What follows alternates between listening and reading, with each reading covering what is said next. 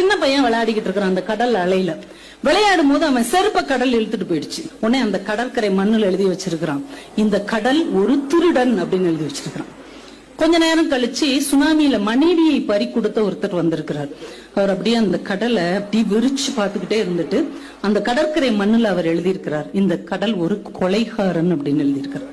அன்னைக்கு நிறைய மீன்கள் கிடைக்கப்பட்ட ஒரு மீனவன் அதே கடற்கரை மண்ணுல எழுதுனா, இந்த கடல் ஒரு கொடையாளி அப்படின்னு எழுதினான். கொஞ்ச நேரம் கழிச்சு முத்து குளிக்க போன ஒருத்தர் விலை உயர்ந்த முத்தோட வந்தார். அவர் எழுதினார், இந்த கடல் ஒரு மிகப்பெரிய வள்ளல் அப்படின்னு எழுதினார். இவ்வளவு பேரும் எழுதிட்டு போயிட்டாங்க. கடல் நேரா வந்து எல்லாத்தையும் அழிச்சுட்டு போயிடுச்சு. ஏனென்றால் இந்த உலகம் பார்வைகளால் ஆனது. உங்களை பத்தி ஒவ்வொருத்தரும் ஒவ்வொரு அபிப்பிராயத்தை வைத்திருப்பார்கள். அத்தனை அடுத்தவர் அபிப்பிராயங்களையும் அழித்து விட்டு நீங்கள் நீங்களாக இருங்கள். நாம நேர்மையா இருக்கிறோமா, நாம ஒழுக்கமாக இருக்கிறோமா என்பதில் நாம உறுதியாக இருந்தால் அடுத்தவர் அபிப்பிராயத்துக்கு அக்கறை காட்ட தேவையில்லை. அதனாலதான்